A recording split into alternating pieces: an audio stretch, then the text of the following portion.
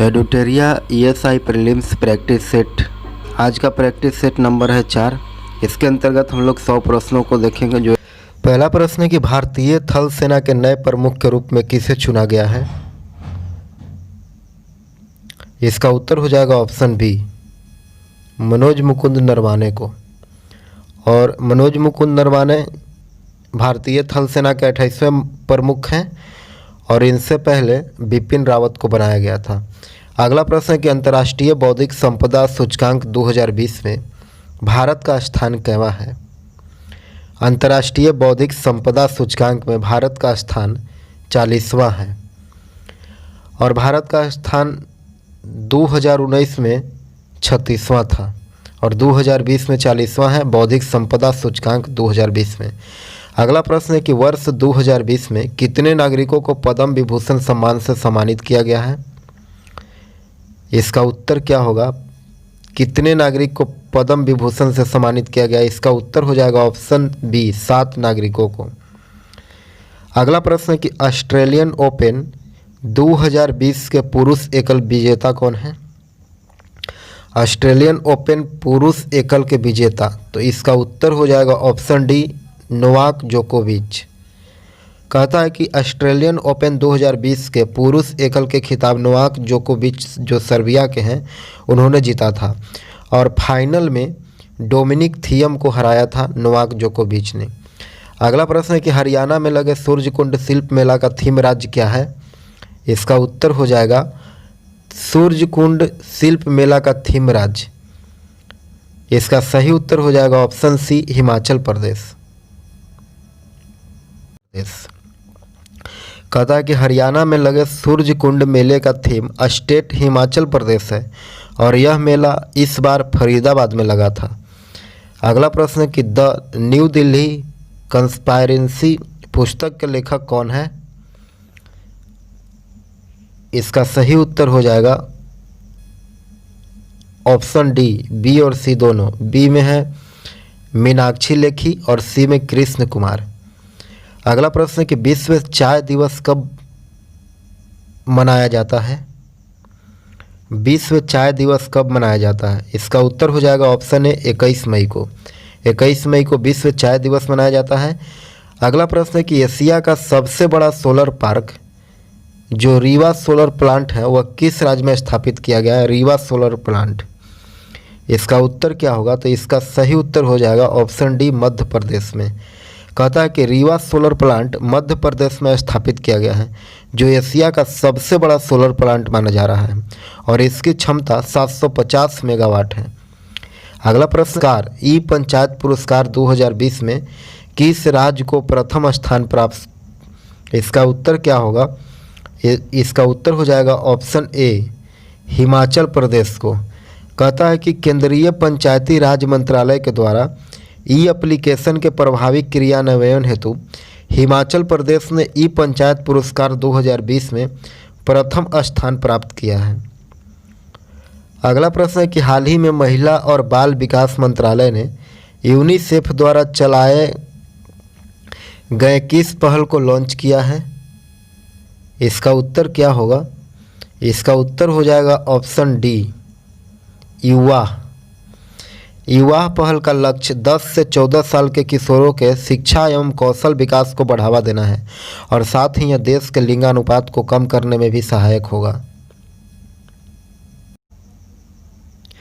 अगला प्रश्न है कि हाल ही में किस राज्य में लॉ कमीशन ने जबरन धर्म परिवर्तन के खिलाफ कानून बनाने के लिए एक रिपोर्ट सरकार को सौंपी है। इसका सही उत्तर क्या होगा, लॉ कमीशन ने जबरन धर्म परिवर्तन के खिलाफ कानून बनाने के लिए एक रिपोर्ट सरकार को सौंपी है। यह रिपोर्ट किस राज्य ने सौंपा है, तो इसका उत्तर हो जाएगा ऑप्शन सी, उत्तर प्रदेश ने। कहता है कि उत्तर प्रदेश सरकार के समक्ष स्टेट लॉ कमीशन ने यह रिपोर्ट सौंपी है कि इसके तहत धर्मांतरण के लिए विवाह करने पर 7 साल का कैद की सज़ा हो सकती है। अगला प्रश्न है कि विश्व का पहला CNG टर्मिनल का निर्माण कहाँ किया जाएगा। विश्व का पहला CNG टर्मिनल, इसका सही उत्तर हो जाएगा ऑप्शन बी, गुजरात में। और विश्व के पहले CNG टर्मिनल गुजरात के भावनगर बंदरगाह पर किया जाएगा और इस प्रोजेक्ट पर 1900 करोड़ निवेश किए जाएंगे।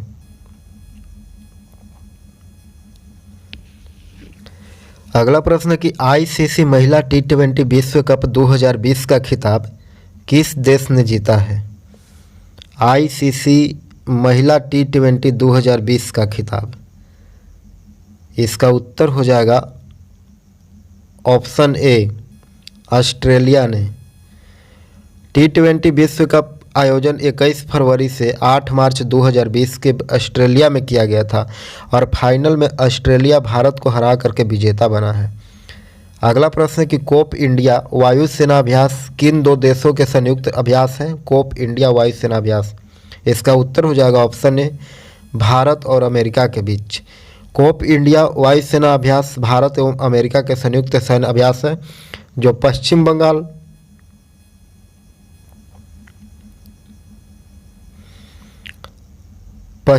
में 3 दिसंबर से 14 दिसंबर 2019 में संपन्न हुआ। अगला प्रश्न है कि मलेशिया के नए प्रधानमंत्री के रूप में किसे नियुक्त किया गया है? मलेशिया के नए प्रधानमंत्री के रूप में ऑप्शन बी, मोहिदीन यासीन को नियुक्त किया गया। ऑप्शन बी सही उत्तर हो जाएगा। और प्रधानमंत्री के रूप में मार्च 2020 में मोहिदीन यासीन ने शपथ ग्रहण किए थे। अगला प्रश्न है कि नीति आयोग के लिए कितने सूत्री उद्देश्य रखे गए हैं? नीति आयोग के लिए कितने सूत्री उद्देश्य रखा गया है? इसका सही उत्तर हो जाएगा ऑप्शन बी, 13 उद्देश्य। अगला प्रश्न है कि आरोग्य सेतु ऐप का ब्रांड एम्बेसडर कौन है? आरोग्य सेतु ऐप का ब्रांड एम्बेसडर, इसका उत्तर हो जाएगा option C, Ajay Devgn. Option C सही उत्तर होगा।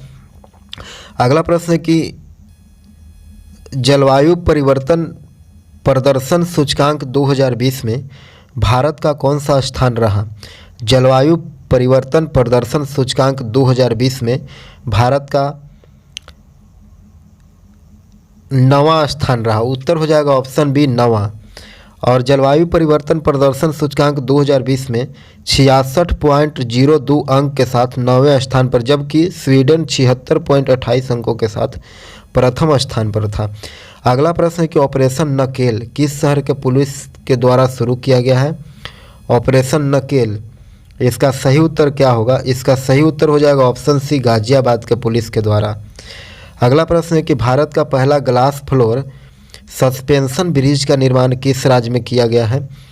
भारत का पहला ग्लास फ्लोर सस्पेंशन ब्रिज, इसका सही उत्तर हो जाएगा ऑप्शन बी, उत्तराखंड में। अगला प्रश्न है कि कच्चे इस्पात उत्पाद मामले में भारत का विश्व में कौन सा स्थान है? कच्चे इस्पात उत्पाद मामले में भारत का विश्व में कौन सा स्थान है? इसका सही उत्तर क्या होगा? इसका सही उत्तर हो जाएगा ऑप्शन ए, दूसरा। अगला प्रश्न है कि 5 दिसंबर 2019 को मनाए गए विश्व मृदा दिवस का थीम क्या था?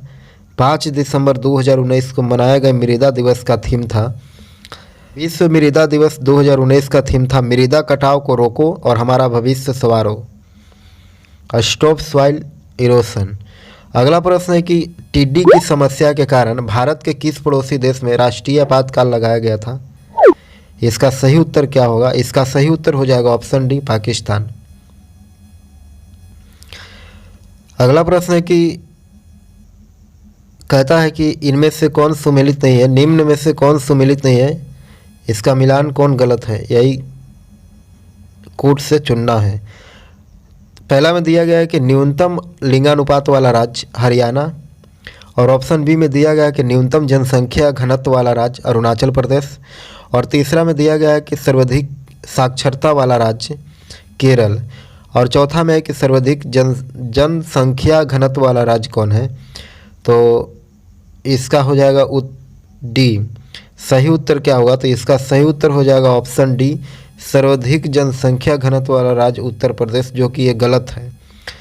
सर्वाधिक जनसंख्या घनत्व वाला राज्य बिहार हो जाएगा, और जिसकी जन घनत्व 1106 व्यक्ति प्रति वर्ग किलोमीटर है, और अन्य सभी कथन जो है वह सही है। न्यूनतम लिंगानुपात वाला राज्य हरियाणा, और न्यूनतम जनसंख्या घनत्व वाला राज्य अरुणाचल प्रदेश, और सर्वाधिक साक्षरता वाला राज्य केरल, ये सब सही है, लेकिन ऑप्शन डी गलत है।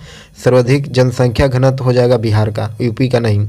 अगला प्रश्न है कि भारत में पर्यावरण संरक्षण अधिनियम भारत में पर्यावरण संरक्षण अधिनियम कब पारित किया गया था? इसका सही उत्तर क्या होगा? इसका सही उत्तर हो जाएगा ऑप्शन सी 1986 में। और पर्यावरण संरक्षण अधिनियम 1986 में पारित हुआ था और वन संरक्षण अधिनियम 1980 में भी पारित किया गया था। अगला प्रश्न है कि निम्नलिखित में से कौन एक कृत्रिम परितंत्र है? इसका सही उत्तर क्या होगा? इसका सही उत्तर हो जाएगा ऑप्शन डी बगीचा। बगीचा जो है वह कृत्रिम परितंत्र है। कहता है कि वन, तालाब, झील, घास मैदान, सागर आदि प्राकृतिक परितंत्र हैं और पारिस्थितिकी तंत्र के उदाहरण है, जबकि बगीचा जो है और खेत आदि जो है वह कृत्रिम परितंत्र के उदाहरण हो जाएंगे। तो कृत्रिम परितंत्र के उदाहरण हो जाएगा बगीचा और बाकी वन्य, झील, तालाब जो है वह प्राकृतिक पारिस्थितिकी परितंत्र के हिस्सा में आ जाएंगे। अगला प्रश्न है कि निम्नलिखित में से कौन सर्वाधिक ग्रीन हाउस इफेक्ट करती है? सर्वाधिक ग्रीन हाउस इफेक्ट, इसका सही उत्तर हो जाएगा ऑप्शन ए जल वाष्प। सभी विकल्प ग्रीन हाउस इफेक्ट के लिए उत्तर है, लेकिन जल वाष्प जो है वह सर्वाधिक मात्रा में ग्रीन हाउस प्रभाव के लिए उत्तरदायी होता है। और जल वाष्प के बाद CO2 का दूसरा सर्वाधिक योगदान है। ऑप्शन बी का दूसरा सर्वाधिक योगदान है। अगला प्रश्न है कि भारत के मुख्य भूमि के दक्षिणतम बिंदु क्या है? इसका सही उत्तर क्या हो जाएगा? इसका सही उत्तर हो जाएगा ऑप्शन बी कन्याकुमारी। कहता है कि भारत के मुख्य भूमि का दक्षिणी बिंदु कन्याकुमारी तमिलनाडु में है और जबकि भारत के दक्षिणतम बिंदु इंदिरा पॉइंट जो है वह कन्याकुमारी के बंगाल के खाड़ी, अरब सागर और हिंद महासागर में मिलते हैं। अगला प्रश्न है कि भारत में किस प्रकार का वन सर्वाधिक भाग में पाया जाता है? इसका सही उत्तर क्या होगा? इसका सही उत्तर हो जाएगा ऑप्शन बी उष्णकटिबंधीय पर्णपाती वन। उष्णकटिबंधीय पर्णपाती वन जो है या फिर पतझड़ वन वह भारत के सर्वाधिक भाग में पाया जाता है। अगला प्रश्न है कि निम्नलिखित कथनों में कौन सही है? नीचे दिए गए कूट से उसका सही उत्तर चुनना है।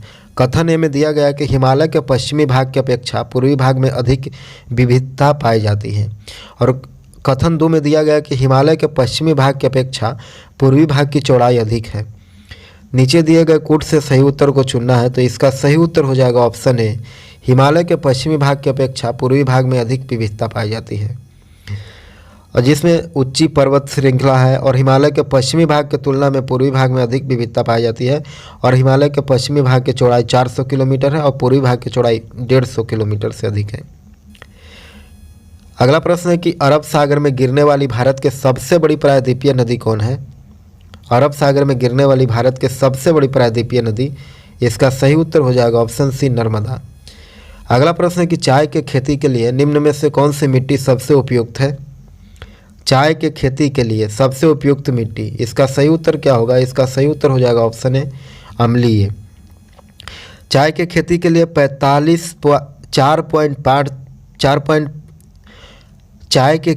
लिए 4.5 से 5.5 pH मान वाली अम्लीय मिट्टी सबसे उपयुक्त होती है। इसका सही उत्तर हो जाएगा ऑप्शन ए। अगला प्रश्न है कि मानसून निवर्तन होता है। मानसून निवर्तन किससे होता है? तो इसका सही उत्तर क्या होगा? इसका सही उत्तर हो जाएगा ऑप्शन डी उत्तर पूर्वी भारत से बंगाल की खाड़ी में मानसून निवर्तन होता है। कहता है कि मानसून निवर्तन या फिर लौटते हुए मानसून की दिशा उत्तर पश्चिम भारत से पश्चिम बंगाल की तरफ होती है। अगला प्रश्न है कि वेनेजुएला की राजधानी कहाँ है? इसका उत्तर हो जाएगा ऑप्शन ए काराकस। काराकस जो है वह वेनेजुएला की राजधानी है। ऑप्शन ए सही उत्तर हो जाएगा। और सर्बिया के बेलग्रेड जो है वह सर्बिया की राजधानी है। बेलग्रेड सर्बिया की राजधानी है। और ऑप्शन सी में मस्कट जो है वह ओमान की राजधानी है। और ऑप्शन डी में दिया गया कहिरा जो है वह मिस्र की राजधानी है। अगला प्रश्न है कि निम्नलिखित में से कौन सुमेलित नहीं है? इसका सही उत्तर क्या होगा? निम्नलिखित में से कौन सुमेलित नहीं है? इसका सही उत्तर हो जाएगा option D America wagyu. America hurricane होगा, अमेरिका वाग्यू नहीं होगा। वाग्यू जो है वह फिलीपींस का हवा है, इसलिए इसका उत्तर हो जाएगा ऑप्शन डी। अगला प्रश्न है कि कोरल रीफ या फिर परवाल भित्ति मुख्यतः कहाँ पाई जाती है? इसका सही उत्तर क्या होगा? इसका सही उत्तर हो जाएगा ऑप्शन सी, कर्क एवं मकर रेखा के बीच।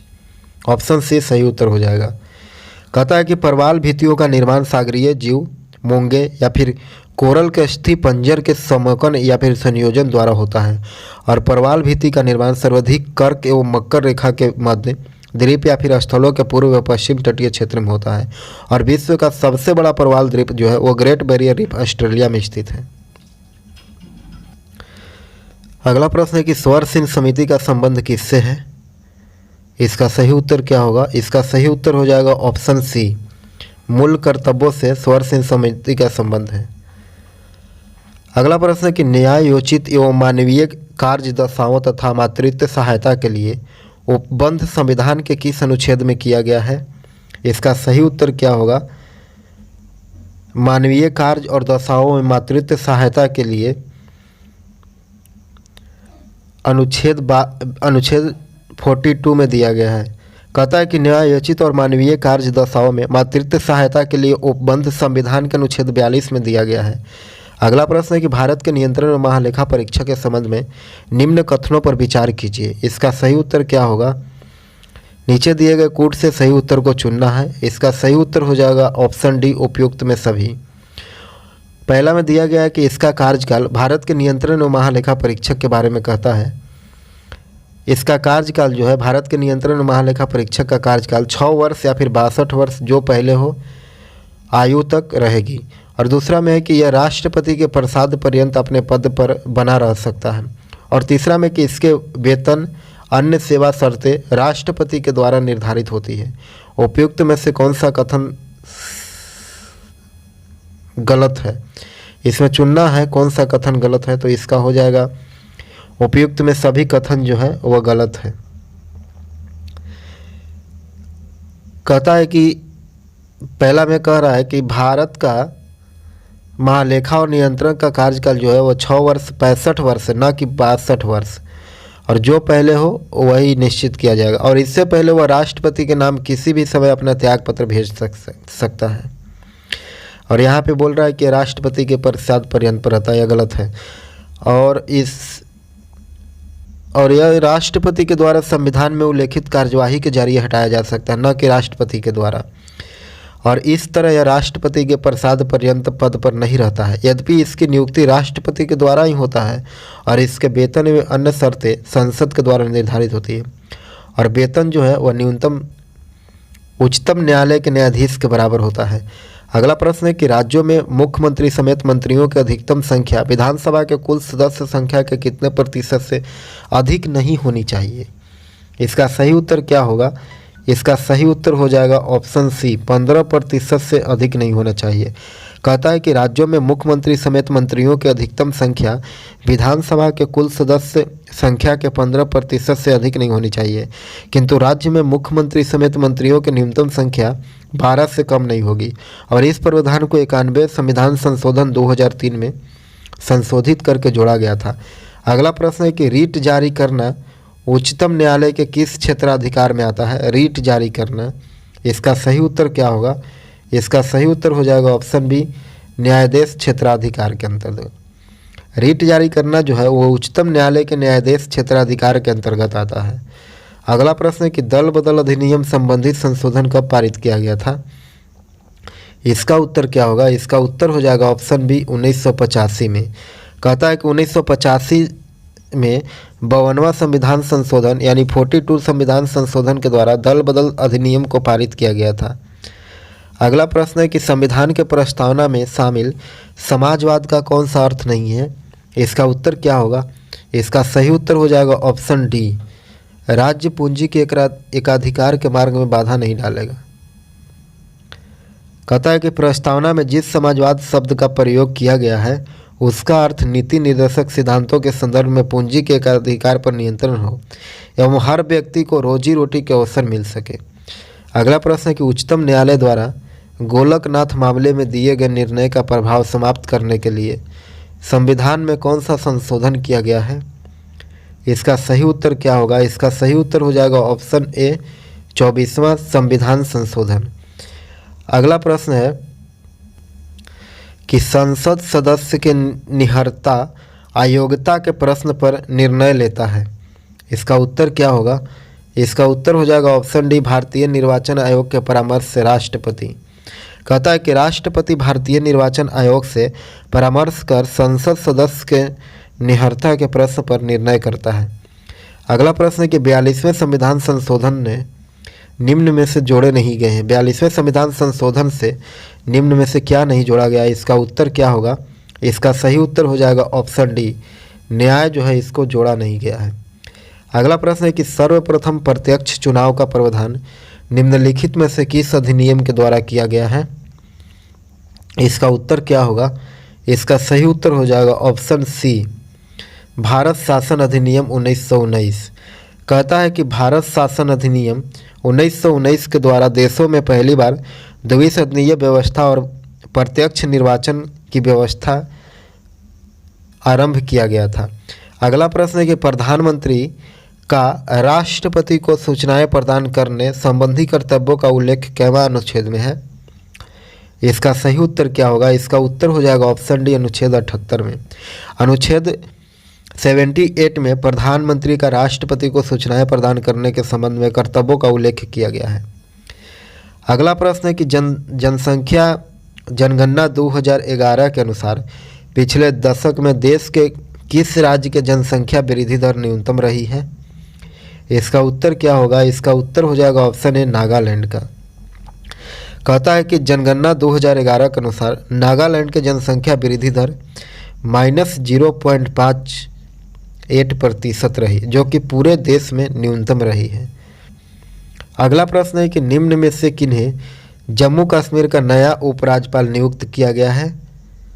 जम्मू कश्मीर के नया राज्यपाल किसको नियुक्त किया गया? तो इसका उत्तर हो जाएगा ऑप्शन बी, मनोज सिन्हा को। कहता है कि पूर्व केंद्रीय मंत्री मनोज सिन्हा को जम्मू कश्मीर का नया उपराज्यपाल बनाया गया और इससे पहले गिरीश चंद्र मुर्मू इस पद पर स्थापित थे।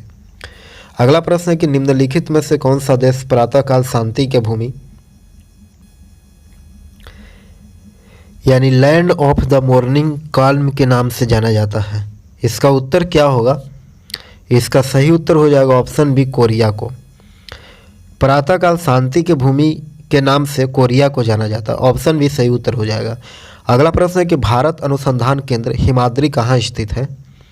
भारत अनुसंधान केंद्र हिमाद्री जो है वह आर्कटिक क्षेत्र में स्थित है और कहा जाता है कि भारतीय अनुसंधान केंद्र हिमाद्री आर्कटिक क्षेत्र में स्थित है और मैत्री और दक्षिणी गंगोत्री अनुसंधान केंद्र अंटार्कटिका में स्थित है और हिमाद्री जो है वह आर्कटिक क्षेत्र में है।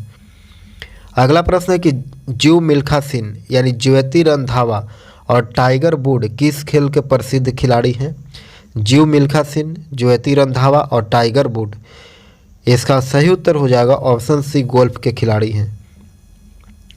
अगला प्रश्न है कि विश्व जल संरक्षण दिवस कब मनाया जाता है? विश्व जल संरक्षण दिवस, इसका सही उत्तर हो जाएगा ऑप्शन बी, 22 मार्च को। और इसका शुरुआत 1993 में यूएनओ के सामान्य सभा द्वारा हुआ था। अगला प्रश्न है कि जनहित याचिका के अवधारणा की उत्पत्ति एवं विकास निम्न में से किस देश में हुआ है? इसका सही उत्तर क्या होगा? इसका सही उत्तर हो जाएगा ऑप्शन बी, अमेरिका में। अगला प्रश्न है कि वर्धा योजना जो है वह गांधी जी के द्वारा शिक्षा सुधार के प्रयास था और इससे संबंधित निम्न में से कौन सा कथन शामिल नहीं है? इसका सही उत्तर क्या होगा? इसका सही उत्तर हो जाएगा ऑप्शन डी, कक्षा 4 से अंग्रेजी शिक्षा देना, यह शामिल नहीं है। वर्धा योजना के बारे में कहता है कि गांधी जी ने 7 वर्ष तक अपनी ही मातृभाषा में शिक्षा ग्रहण करने पर बल दिया था, न कि 4 से अंग्रेजी शिक्षा देना। अगला प्रश्न है कि स्वदेशी और बहिष्कार आंदोलन का अनुमोदन किस कांग्रेस अधिवेशन में हुआ था?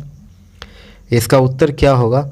इसका उत्तर हो जाएगा ऑप्शन सी, 1905 के बनारस अधिवेशन में।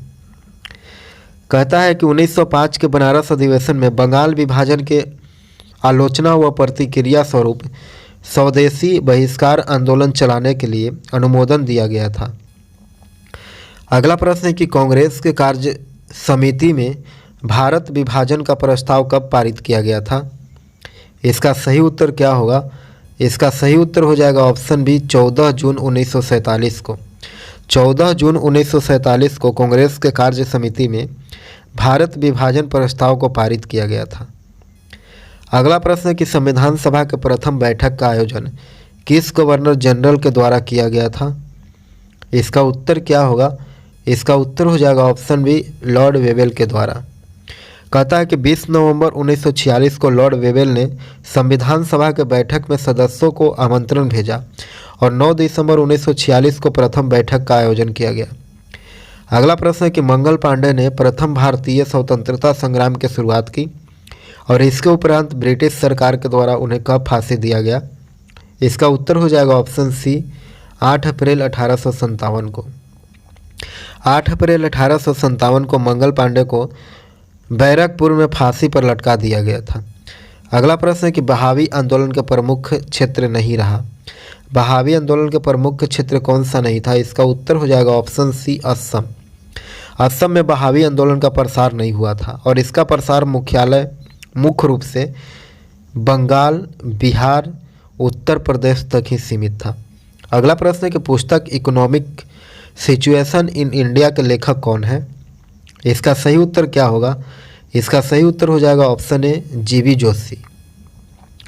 जीवी जोशी के द्वारा इकोनॉमिक सिचुएशन इन इंडिया नामक पुस्तक लिखा गया है।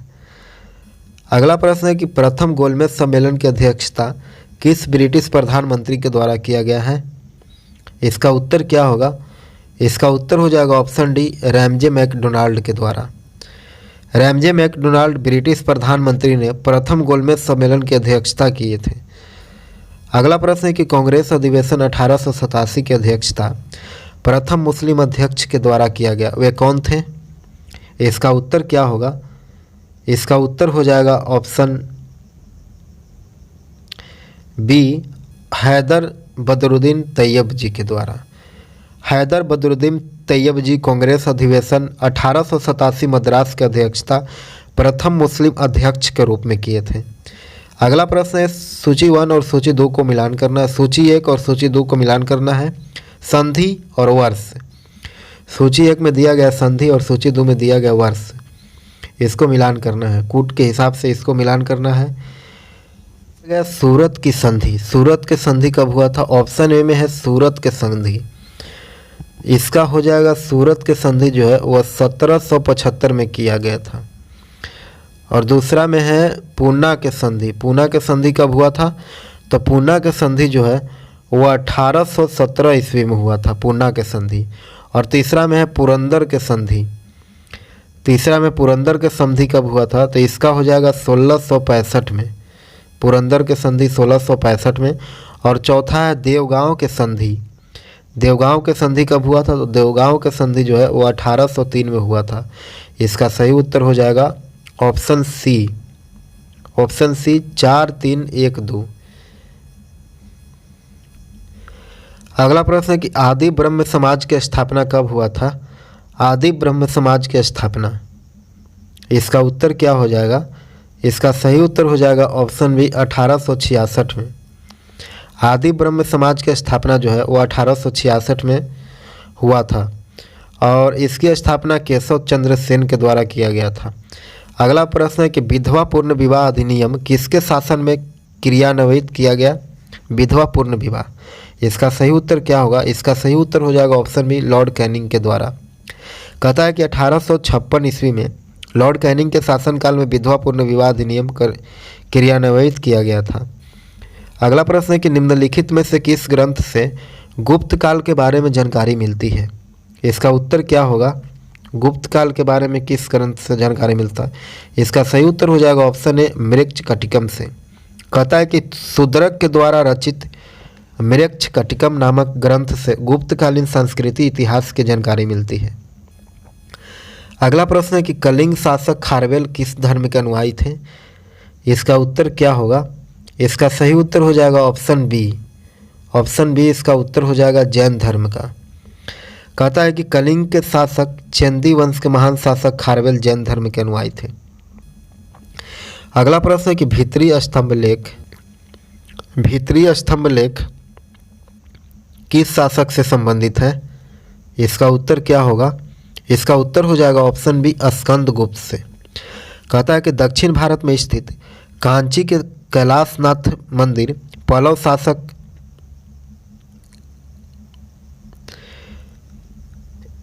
कहता है कि दक्षिण भारत के स्थित भीतरी स्तंभ अभिलेख गुप्त शासक स्कंद गुप्त से संबंधित था और इसमें हुनों को आक्रमण के बारे में पता चलता है। अगला प्रश्न है कि दक्षिण भारत में स्थित कैलाशनाथ मंदिर किस शासकों के द्वारा निर्मित किया गया है? इसका उत्तर क्या होगा? दक्षिण भारत के कैलाशनाथ मंदिर के बारे में कहता है, इसका उत्तर हो जाएगा ऑप्शन बी, पल्लव शासक के द्वारा। और इसका निर्माण नरसिंह वर्मन के द्वारा किया गया था। अगला प्रश्न है कि नरसिंह वर्मन द्वितीय के द्वारा। अगला प्रश्न है कि 1904 में क्रांतिकारियों के गुप्त संस्था अभिनव भारत का गठन किया गया। किसके द्वारा किया गया था अभिनव भारत का गठन 1904 में? इसका सही उत्तर क्या होगा? इसका सही उत्तर हो जाएगा ऑप्शन सी, बी.डी. सावरकर ने किए थे अभिनव भारत की स्थापना 1904 ईस्वी में। अगला प्रश्न है कि किस दिल्ली सल्तनत कालीन शासक के द्वारा दाग और चेहरा प्रथा को लागू किया गया था? इसका उत्तर क्या होगा? इसका सही उत्तर हो जाएगा ऑप्शन बी, अलाउद्दीन खिलजी के द्वारा। दाग, घोड़ा जागो और हुलिया प्रथा के शुरुआत किया गया था। अगला प्रश्न है कि ध्वनि का प्रभाव मानव के मस्तिष्क संवेदन कितने समय तक रहता है? इसका सही उत्तर क्या होगा? इसका सही उत्तर हो जाएगा ऑप्शन बी, 1/10 सेकंड तक। अगला प्रश्न है कि नेत्र में प्रवेश करने वाले प्रकाश की मात्रा का नियंत्रण निम्न में से किस अंग के द्वारा किया जाता है? इसका उत्तर क्या होगा? इसका उत्तर हो जाएगा ऑप्शन डी, आइरिस के द्वारा। कहता है कि कॉर्निया के ठीक पीछे एक अपारदर्शी पर्दा होता है जिसे आइरिस कहा जाता है और आइरिस के मध्य में एक छोटा सा छिद्र होता है जो अधिक प्रकाश के छोटा एवं अंधेरे में बड़ा हो जाता है और इस प्रकार आइरिस प्रकाश की मात्रा में नियंत्रण करता है। अगला प्रश्न है कि रक्त के अशुद्धियाँ किस अंग में जाकर के छनती है? इसका उत्तर क्या हो जाएगा? इसका सही उत्तर हो जाएगा ऑप्शन बी, वृक्क में। मानव में मुख्य उत्सर्जी अंग एक जोड़ा वृक्क होता है जो कि रुधिर परिसंचरण में उत्सर्जी पदार्थ को हटाने और साथ ही साथ रुधिर में लाभदायक तत्वों को बनाए रखने के लिए भली भांति कार्य करता है और इसका भार लगभग 140 ग्राम होता है। अगला प्रश्न है कि रक्त का कितना प्रतिशत भाग प्लाज्मा होता है? इसका सही उत्तर क्या होगा? रक्त का कितना प्रतिशत भाग प्लाज्मा होता है? इसका उत्तर हो जाएगा ऑप्शन सी, 55 से 60%। कहता है कि प्लाज्मा हल्के पीले रंग तरल होता है तथा रक्त का 55 से 60% भाग में प्लाज्मा होता है और 90 से 92% जल होता है तथा 8 से 10% कई कार्बनिक व अकार्बनिक पदार्थ भी होते हैं। अगला प्रश्न है कि एक पौधे पर पुष्पन होने के लिए उत्तरदायी हार्मोन कौन सा होगा? इसका उत्तर क्या होगा? इसका उत्तर हो जाएगा ऑप्शन डी, फ्लोरिजिन। कहता है कि फ्लोरिजिन हाइपोथिसाइड हार्मोन है जो पौधे में फूलन को नियंत्रण करने में जिम्मेवार है और ये पत्तियों में उत्पन्न होता है। अगला प्रश्न है कि इंद्रधनुष किसके कारण होता है? इसका सही उत्तर हो जाएगा ऑप्शन डी, परावर्तन और अपवर्तन के चलते। बरसात के मौसम में आकाश में 7 रंगों के धनुषाकार पट्टी दिखाई देती है जिसे इंद्रधनुष कहते हैं और इसका मुख्य कारण है जल के बूंदों में से प्रकाश के परावर्तन और अपवर्तन के कारण होने वाले वर्ण विक्षेपण से और जल के कण प्रिज्म के समान कार्य करती है। अगला प्रश्न है कि यदि किसी वस्तु के वेग दोगुना कर दिया जाए तो क्या होगा? यदि किसी वस्तु का वेग जो है उसको दोगुना कर देंगे तो गतिज ऊर्जा चौगुनी हो जाएगी। गतिज ऊर्जा जो है वह चौगुनी हो जाएगी और संवेगी दोगुना हो जाएगा। संवेग जो है वह दोगुना हो जाएगा और गतिज ऊर्जा चौगुनी हो जाएगी। इसका सही उत्तर हो जाएगा ऑप्शन सी, ए और बी दोनों। अगला प्रश्न है कि एक ही पदार्थ के अणुओं के बीच कार्यकारी आकर्षण बल को क्या कहा जाता है? इसका उत्तर क्या होगा? इसका उत्तर हो जाएगा ऑप्शन डी, सासंजन बल। एक ही पदार्थ के अणुओं के बीच सासंजन बल कार्य करता है जिसके कारण उसकी आकार यथा ठोस, द्रव और गैस निर्धारित होता है और संसंजक बल का मान सबसे अधिक ठोस एवं सबसे कम गैस के अणुओं के बीच होता है। अगला प्रश्न है कि किसी अभिक्रिया में भाग लेने वाले पदार्थ क्या कहलाते हैं? इसका उत्तर क्या होगा? इसका उत्तर हो जाएगा ऑप्शन सी, अभिकारक कहलाता है। किसी भी रासायनिक अभिक्रिया के दो भाग होते हैं। अभिक्रिया में भाग लेता है उसे अभिकारक कहते हैं, और जो अभिक्रिया के बाद बनता है उसको प्रतिफल कहते हैं। अगला प्रश्न है कि क्षारक को जल में घोलने पर क्या प्राप्त होता है? इसका उत्तर क्या होगा? इसका उत्तर हो जाएगा ऑप्शन ए, अर्हेनियम के आयनिक सिद्धांत के अनुसार क्षारक के पदार्थ है जो कि जलीय विलय में हाइड्रोक्साइड आयन OH होते हैं। अगला प्रश्न है कि नींबू के रस का pH मान कितना होता है? इसका उत्तर क्या हो जाएगा? नींबू के रस का pH मान, इसका उत्तर हो जाएगा 2.2। अगला प्रश्न है कि बादल और वायुमंडल का तैरना किस कारण से होता है? इसका सही उत्तर क्या होगा? इसका सही उत्तर हो जाएगा ऑप्शन डी, सायंता के कारण। बादल और वायुमंडल के भाग के छोटे छोटे कणों से मिलकर के बने होती है, और इन कणों से बहुत ही वायु की दिशा में बह जाते हैं। इसके कारण इसका समूह तैरता हुआ प्रतीत होता है। अतः बादल और वायुमंडल आकाश में सायंता के कारण तैरते हुए प्रतीत होते हैं। अगला प्रश्न है कि किस प्रक्रिया के द्वारा सजीव कोशिकाओं में अमीनो अम्ल का संवहन होता है? इसका उत्तर क्या होगा? इसका उत्तर हो जाएगा ऑप्शन बी, विसरण के द्वारा। कहता है कि दो या दो से अधिक पदार्थों का स्वतः एक दूसरे से मिलकर के समांग मिश्रण बनाने की क्रिया को विसरण कहते हैं, और सजीव कोशिका में अमीनो अम्ल का संवहन इसी प्रक्रिया के द्वारा भी होता है। अगला प्रश्न है कि छाया के पनपने वाले पौधे को क्या कहते हैं? छाया में पनपने वाले पौधे को क्या कहते हैं? तो छाया में पनपने वाले पौधे को, इसका उत्तर हो जाएगा ऑप्शन बी, सियोफाइट्स कहते हैं, सियोफाइट्स। और अगला है कि निम्न में से कौन सा रोग जीवाणु के कारण होता है? जीवाणु के कारण कौन सा रोग होता है? इसका उत्तर हो जाएगा ऑप्शन बी, हैजा जो है वह जीवाणु के कारण होता है। और जीवाणु जनित रोग में हो जाएगा हैजा, टीबी, कुष्ठ, प्लेग, डिप्थीरिया इत्यादि।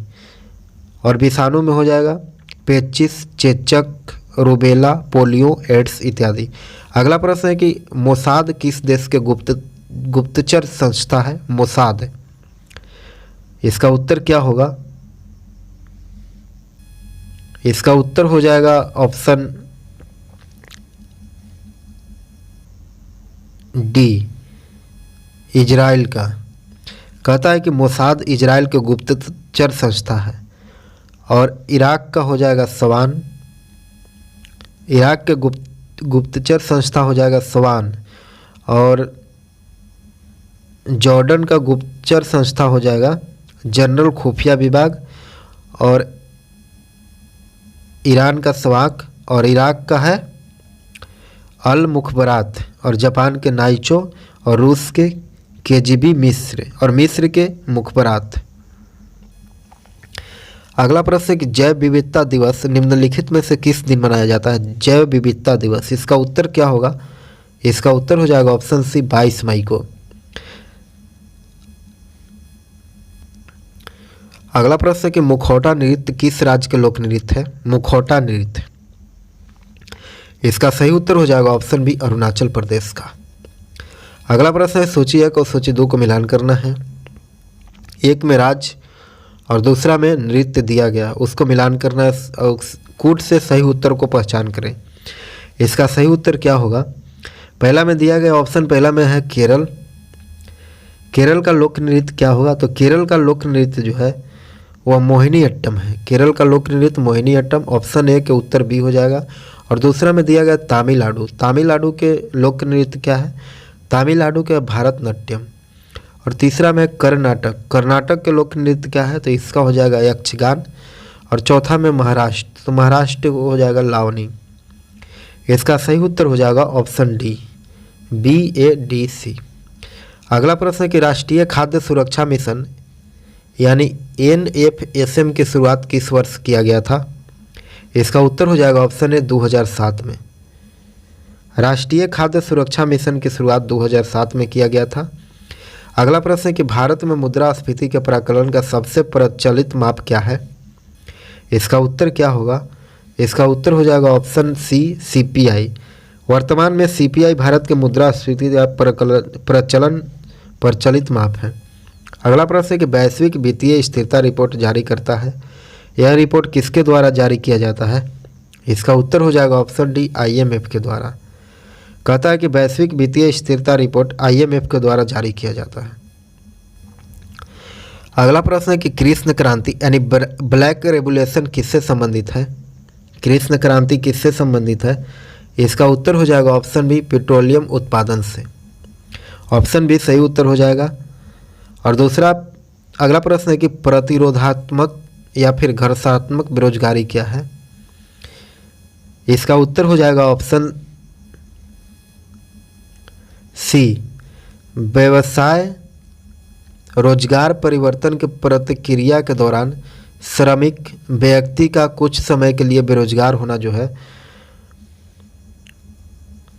उसको संघर्षणात्मक या फिर घर्षणात्मक के अंतर्गत रखा जाता है। अगला प्रश्न है कि न्यूनतम समर्थन मूल्य यानी एमएसपी के बारे में निम्नलिखित कथन पर विचार करें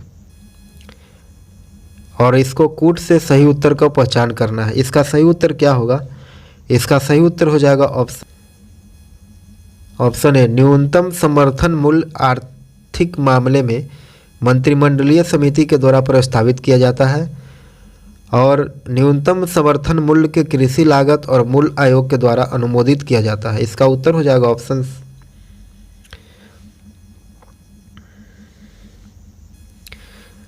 अगला प्रश्न है कि जोखिम पूंजी से तात्पर्य किसका है? जोखिम पूंजी, जोखिम पूंजी क्या है? तो नए उद्यमियों को उपलब्ध कराई गई दीर्घकालिक प्रारंभिक पूंजी जो है वह जोखिम पूंजी के उदाहरण है।